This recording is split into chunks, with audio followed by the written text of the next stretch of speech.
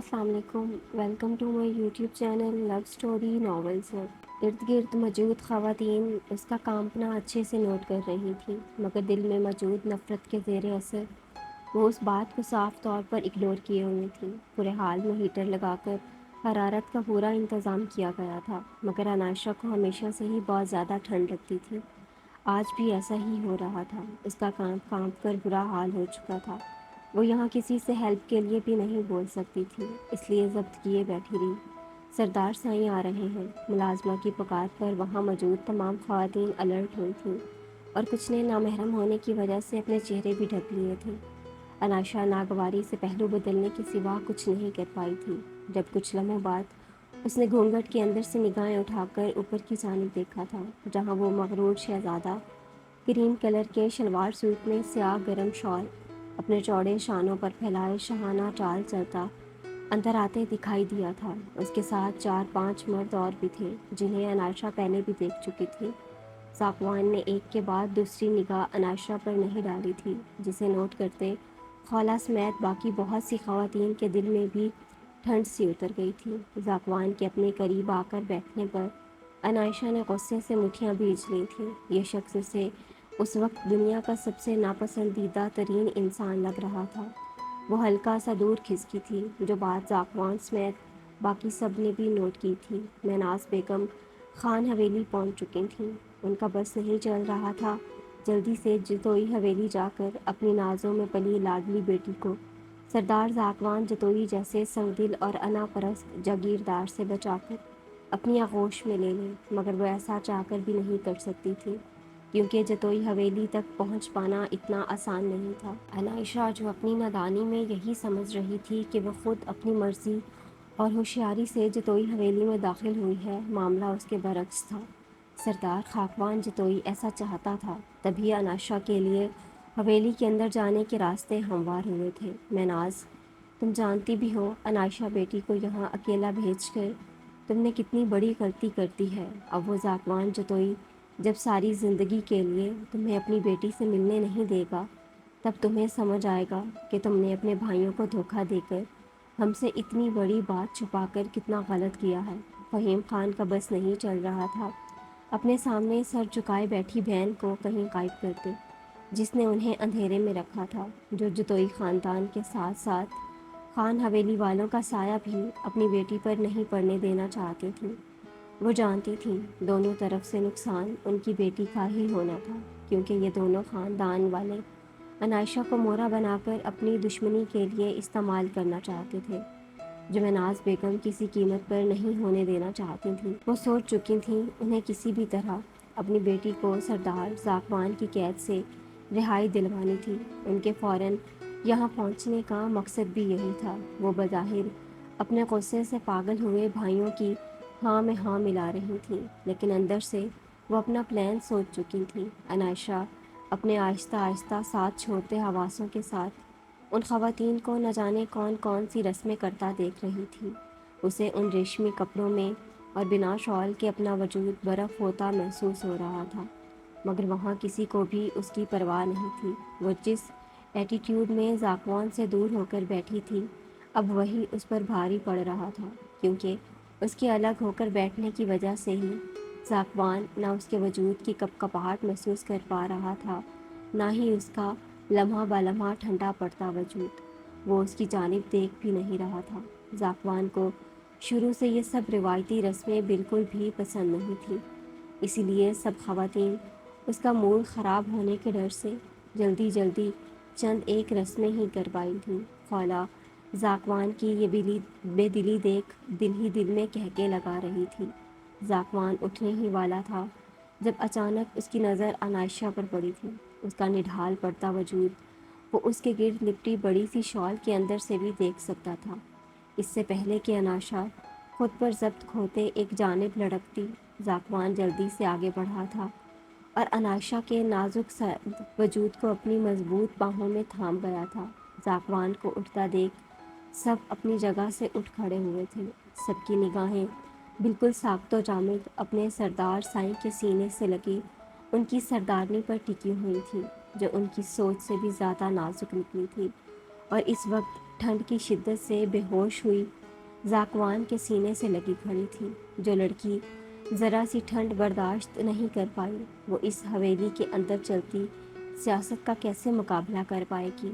गुलनाज जतोई ने नहूत भरी निगाहों से ज़ाकवान के सीने से लगी अनायशा की जानिब देखते कहा था। ज़ाकवान ने उसका एक जानिब लटकता सर थामते अपने सीने से लगाया था।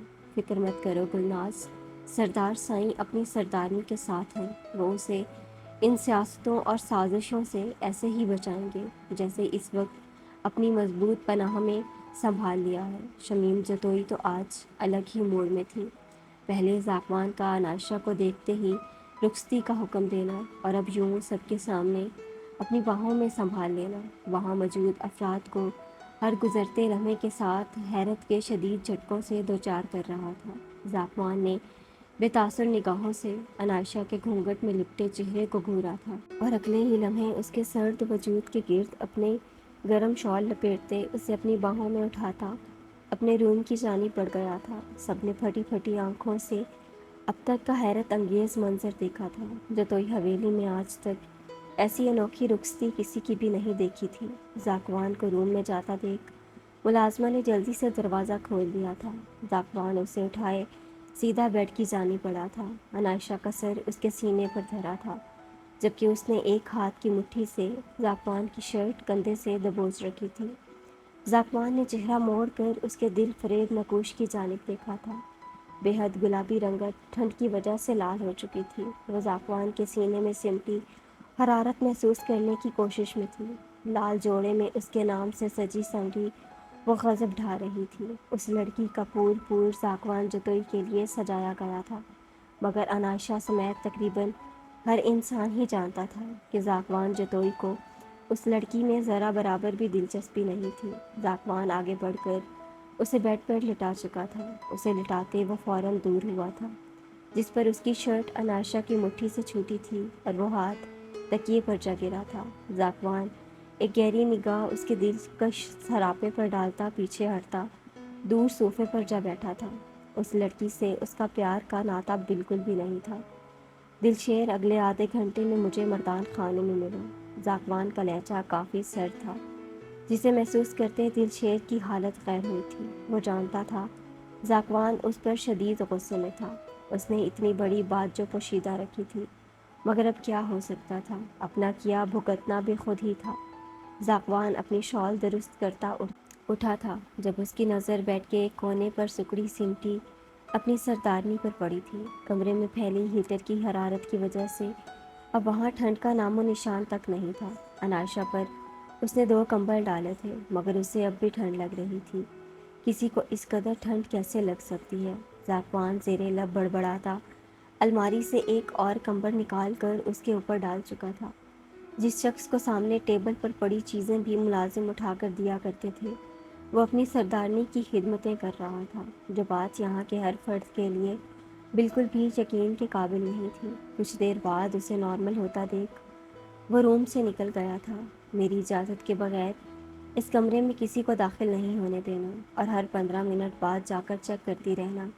सरदारनी साईं को किसी शय की ज़रूरत तो नहीं है। ज़ाकवान रूम के बाहर तैनात मुलाजमा को हिदायत देता आगे बढ़ गया था।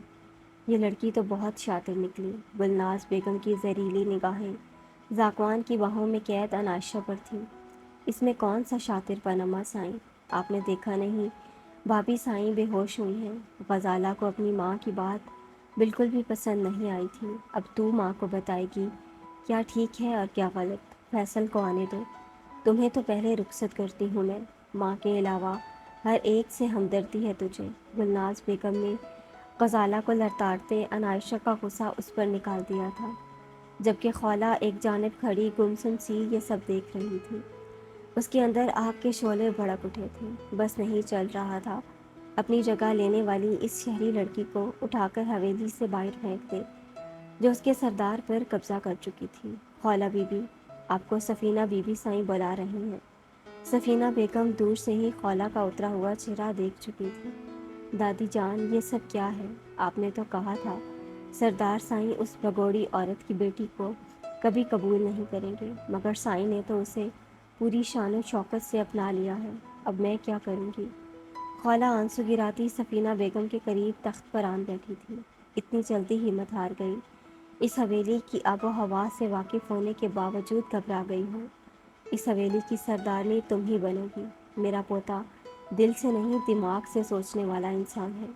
اس نے یہ سب صرف اس مہناز کو نیچا دکھانے کے لیے کیا ہے۔ اور سب سے بڑی بات یہ، لڑکی بھی سردار سائیں کے ساتھ نہیں رہنا چاہتی۔ نفرت دیکھی ہے اس کی آنکھوں میں نے، جس کا فائدہ صرف ہمیں ہونے والا ہے۔ تم بس اب وہی کرو گی جو میں کہوں گی، اور اب سے اس حویلی میں رہو گی۔ سفینہ بیگم کی نگاہیں دور کھڑی شمیم بیگم پر تھیں۔ وہ اس عورت اور اس کی پوتی کو بھلا کیسے جیتنے دینا چاہتی تھی؟ سچ دادی جان، آپ سچ کہہ رہی ہیں، میں اب اس حویلی میں رہ سکتی ہوں۔ خالہ کی خوشی کا ٹھکانہ نہیں رہا تھا۔ ہاں، یہ عورت اپنی پوتی کے آنے سے بہت ہواؤں میں اڑنے لگی ہے۔ دونوں دادی پوتی کے پر ایک ساتھ کاٹنے پڑیں گے۔ سفینہ بیگم کے ہر انداز میں شمیم بیگم اور اناشا کے لیے نفرت اور حقارت ٹپک رہی تھی۔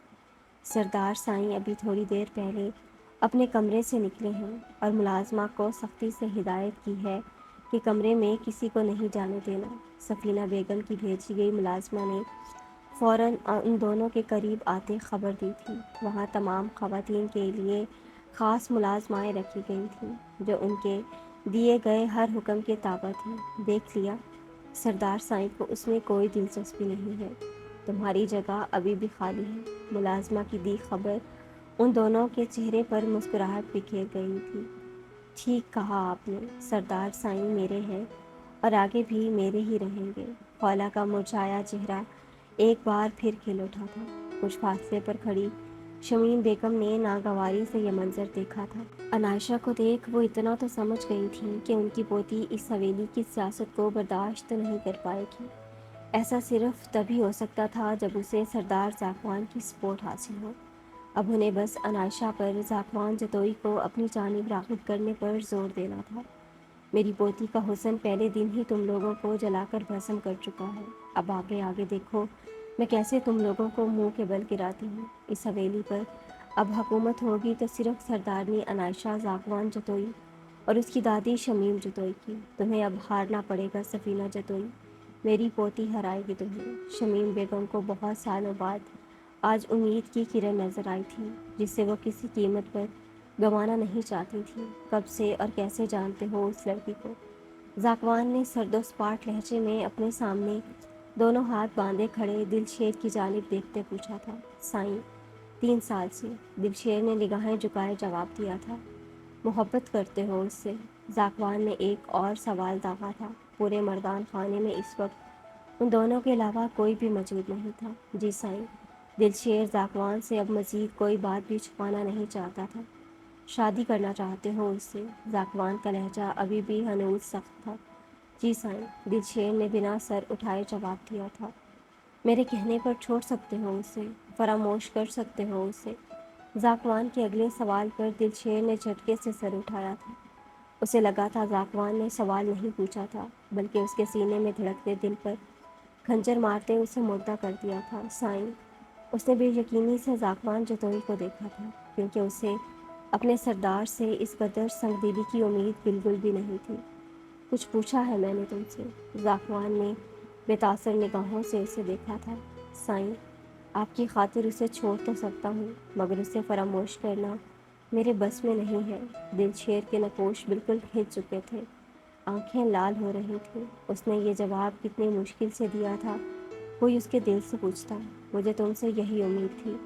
یقین کرو، یہ فیصلہ تمہاری آگے کی زندگی کے لیے بہترین ثابت ہوگا۔ یہ پیار محبت کچھ نہیں ہوتا، اس چکر میں خود کو برباد مت کرو تو عقل مندی ہے۔ ذاکوان کو دلشیر کا فیصلہ بہت پسند آیا تھا۔ سگریٹ سلگاتے اس نے دلشیر کو وہاں سے جانے کا بول دیا تھا، جب اسی لمحے اس کا موبائل بجا تھا۔ سردار سائیں، آپ جو چاہتے تھے وہ ہو چکا ہے۔ اب مجھے ایک بار اپنی بیٹی سے ملنا ہے۔ میں ناز بیگم کے لہجے میں اپنی بیٹی کے لیے تڑپ واضح تھی، جو محسوس کرتے ذاکوان جتوئی کے دل میں سکون اترتا چلا گیا تھا۔ آپ اس حویلی میں قدم نہیں رکھ سکتی، اور جب تک میں نہ چاہوں میری بیوی سے نہیں مل سکتی۔ آپ کیوں بار بار مجھے ڈسٹرب کر کے اپنی بیٹی کے لیے مشکلات بڑھا رہی ہیں۔ اس حویلی کے سخت قوانین سے تو واقف ہی ہیں آپ، اسی وجہ سے تو بھاگ کر گئی تھی یہاں سے۔ ایسا نہ ہو آپ کی بیٹی کو بھی ویسی مشکلات کا سامنا کرنا پڑ جائے۔ ذاکوان نے بات ختم کرتے سگریٹ کا گہرا کش لیتے دھواں فضا میں چھوڑا تھا۔ اس کی دھمکی سن کر مہناز بیگم کو چپ سی لگ گئی تھی۔ ہر گزرتا لمحہ انہیں احساس دلا رہا تھا کہ وہ عائشہ کو یہاں بھیج کر کتنی بڑی غلطی سرزد کر چکی ہیں۔ ذاکوان جتوئی جیسے انسان سے لڑنا ان کے بس کی بات نہیں تھی، بلکہ یہاں کوئی ایسا انسان تھا ہی نہیں جو ذاکوان جتوئی کے آگے اپنی بات منوا سکے۔ ذاکوان دوسری جانب چھائی خاموشی محسوس کرتا فون بند کر گیا تھا۔ عائشہ نے قسمساتے آنکھیں کھول دی تھیں۔ خود پر پڑے وزن سے اسے اپنی سانس رکتی محسوس ہوئی تھی۔ کمبل سے منہ نکالتے اس نے ارد گرد کے ماحول کا جائزہ لینا چاہا تھا۔ پہلے تو اسے کچھ سمجھ نہیں آیا تھا، مگر اگلے ہی لمحے وہ کمبل ہٹاتی ایک جھٹکے سے اٹھ بیٹھی تھی۔ آہستہ آہستہ گزرے تمام لمحے اس کے ذہن میں کسی فلم کی طرح گردش کرنے لگے تھے جو اس کا خون گلا کر رکھ گیا تھا۔ اللہ جی، کہاں پہنچا دیا مجھے آپ نے؟ میں کیسے نکلوں گی اس سائیکو سردار کے چنگل سے؟ عائشہ بیڈ سے اٹھی تھی اور بھاری بھرکم لباس ابھی بھی اس کے وجود پر تھا۔ ایڈیٹ لوگ، ایسے لباس بھلا کون پہنتا ہے؟ پوری باڈی پین کر رہی ہے۔ عائشہ نے جویلری اتار کر ٹیبل پر رکھنا شروع کر دی تھی جب اسی لمحے دروازے پر آہٹ ہوئی تھی۔ سردارنی سائیں، آپ کی طبیعت ٹھیک ہے؟ آپ کو کسی شے کی ضرورت تو نہیں؟ ملازمہ نے اندر آتے برجستہ سوال کیا تھا۔ میں بالکل ٹھیک ہوں اور میرا نام عائشہ اعظم خان ہے، کوئی سردارنی وردارنی نہیں ہوں میں، انڈرسٹینڈ؟ اب جاؤ اور جا کر اپنے اس پاگل سردار کو بلا کر لاؤ، بات کرنی ہے مجھے اس سے۔ عائشہ اپنی جھنجھلاہٹ اور غصہ ملازمہ پر نکالتی کافی دور ہوئی تھی، ورنہ وہ ہمیشہ ملازمین کے ساتھ بہت اچھے سے پیش آتی تھی۔ جی سردار نسائی، وہ ملازمہ سر جھکائے جواب دیتی خاموشی سے نکل گئی تھی، مگر اس کے پیچھے دروازے کے باہر کان لگائے کھڑی سفینہ بیگم کی ملازمہ کو تو جیسے ایک نئی مسالہ دار خبر مل چکی تھی۔ وہ جلدی سے یہ خبر اپنی مالکن کو سنانے دوڑ گئی تھی۔ عائشہ خود کو جویلری اور بھاری بھرکم دوپٹے سے آزاد کیے بالوں سے بھی پھول نکال کر اپنے گھنے بالوں کو کمر پر پھیلا چکی تھی۔ پیروں تک آتے بلوچی لباس میں اپنی جگمگاتی دودیا رنگت کے ساتھ بہت پیاری لگ رہی تھی۔ سینے پر بازو باندھے وہ مسلسل کمرے میں ٹہل رہی تھی۔ ہیٹر آن ہونے کی وجہ سے روم میں اب ماحول کافی بہتر تھا، اس لیے وہ بنا کسی گرم شے کے بہت سکون سے کھڑی تھی، جبکہ اچانک زوردار آواز میں دروازہ کھلنے پر وہ اپنی جگہ سے اچھل گئی تھی۔ مگر اندر داخل ہوتے ذاکوان جتوئی کو دیکھ اس نے بہت مشکل سے اپنے ہونٹ بھینچ لیے تھے۔ عائشہ کو اس شخص سے شدید نفرت محسوس ہوئی تھی۔ مجھے کب تک یہاں قید رہنا ہے؟ عائشہ نے اسے شاہانہ انداز میں صوفے پر برجمان ہوتا دیکھ ہونٹیاں بھینچ کر بہت مشکل سے خود پر قابو رکھا تھا۔ تاعمر سگریٹ سلگاتے اس نے سکون سے جواب دیا تھا اور نظر اٹھا کر ایک بھرپور نگاہ اس کے دلکش وجود پر ڈالی تھی۔ عائشہ اس کی بے باک نظر پر بے اختیار خود میں سمٹی تھی۔ اسے دوپٹے کے پاس نہ ہونے کا شدت سے احساس ہوا تھا۔ تم بہت غلط کر رہے ہو، تم یہاں کے لوگوں کو، یہاں تک کہ میری ماما کو بھی بلیک میل اور خوف زدہ کر کے یہ سمجھ رہے ہو کہ تم مجھے بھی ڈرا لو گے، مجھ سے جیت جاؤ گے تو بھول ہے یہ تمہاری۔ میں عائشہ اعظم خان ہوں، ہار کبھی نہیں مانوں گی۔ عائشہ کو اس شخص کا غرور ایک آنکھ نہیں بھایا تھا۔ وہ سمجھ گئی تھی اب اسے ہر جنگ خود ہی لڑنی تھی۔ تو تم مجھے ہرانا چاہتی ہو؟ ذاکوان نے اد جلے سگریٹ کو ایش ٹرے میں مسلتا اس کی جانب بڑھتے سوالیہ نگاہوں سے اسے دیکھا تھا۔ ہاں، اور ایک دن ایسا کر کے رہوں گی۔ اسے قریب آتا دیکھ عائشہ اندر سے لرز اٹھی تھی، مگر چہرے پر خوف ظاہر نہیں ہونے دیا تھا۔ اس کی بات پر ذاکوان نے ایسے کہکا لگایا تھا جیسے کسی بچے کی بچگانہ بات سن کر ہنستے ہیں۔ تم ایک انتہائی۔ عائشہ کے باقی الفاظ منہ میں ہی رہ گئے تھے، کیونکہ ذاکوان جتوئی اس کی کلائی گرفت میں لے کر اپنی جانب کھینچ چکا تھا۔ میں ایک انتہائی ظالم سردار ہوں جس کی مرضی کے بغیر اس کی سلطنت میں کوئی پرندہ بھی پر نہیں مار سکتا۔ تم بھی یہاں وہی کرو گی جو میں چاہوں گا۔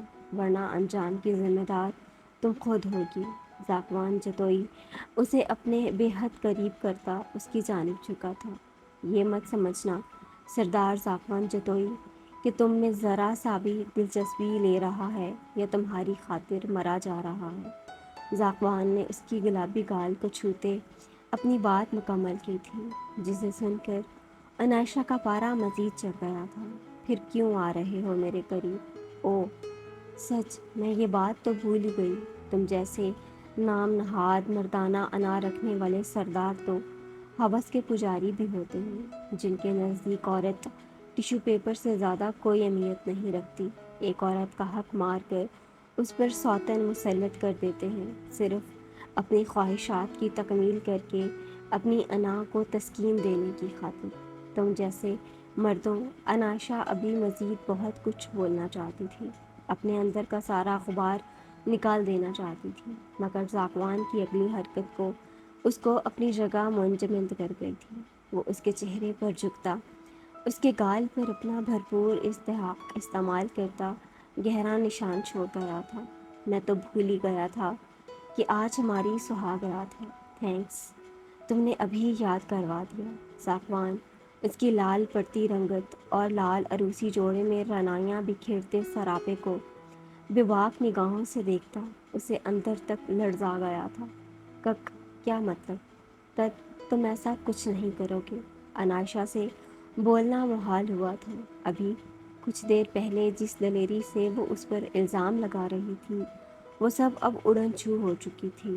تم ہی نے تو ابھی کہا کہ مجھ جیسے ہوس پرست انسان کا یہی کام ہے، تو وہی کرنے لگا ہوں۔ ذاکوان اس کی زرد پڑتی رنگت اور لرزتے وجود کو باہوں میں اٹھا چکا تھا۔ چھوڑے مجھے، میں اپنے الفاظ واپس لیتی ہوں۔ مم، میں نے وہ سب غصے میں بولا۔ میں جانتی ہوں تم ویسے مرد نہیں ہو۔ عنائشہ اپنی جذبات میں آ کر کہی بات پر جی بھر کر پچھتائی تھی۔ آر یو شور؟ ذاکوان کو اس کا یہ ہرنی جیسا ڈرا سہما انداز بہت مزہ دے رہا تھا۔ عنائشہ نے خاموشی کے ساتھ اس بات میں سر ہلا دیا تھا، جس کے ساتھ ہی ذاکوان اسے نیچے اتار چکا تھا۔ تمہیں اس حویلی کا ہر رول فالو کرنا ہوگا۔ ہمارے بیچ کیا ریلیشن ہے یہ حویلی کی کسی ملازمہ تک کے کان میں نہیں پڑنا چاہیے، اور سب کے سامنے تم مجھے یہاں کے باقی تمام لوگوں کی طرح سردار سائن اور آپ کہہ کر مخاطب کرو گی۔ یہ سب مانو گی تو فائدے میں رہو گی۔ ذاکوان دوبارہ صوفے پر برجمان ہوتا اسے اپنی ساری شرائط بتا گیا تھا، جسے عنائشہ فوراً مان بھی گئی تھی۔ اسے اپنی ماما کی کہی بات یاد آئی تھی۔ اس وقت وہ پوری طرح اس سائیکو وڈیرے کے رحم و کرم پر تھی۔ اسے ہر حال میں اس کی باتیں ماننی تھیں۔ مجھے چینج کرنا ہے۔ کچھ دیر کی خاموشی کے بعد عنائشہ نے اسے دوبارہ مخاطب کیا تھا، جبکہ اس کی بات پر ذاکوان نے اسے جن نگاہوں سے دیکھا تھا وہ شرم سے پانی پانی ہوئی تھی۔ اللہ جی، یہ شخص کتنا الٹا دماغ رکھتا ہے۔ عنائشہ دانت پیستی دل ہی دل میں اسے گالیوں سے نواز گئی تھی۔ میرا مطلب، میرے پاس اور ڈریس نہیں ہے، مجھے چینج کرنا ہے۔ عنائشہ نے دوبارہ جملے کی تصحیح کرتے وضاحت بیان کی تھی۔ اسے اب اس شخص سے ذرا بھی اس بات کی بعید نہیں تھی کہ وہ واقعی ہی چینج نہ کروا دے۔ سامنے والی کبرڈ میں تمہارے لیے ملبوسات موجود ہیں۔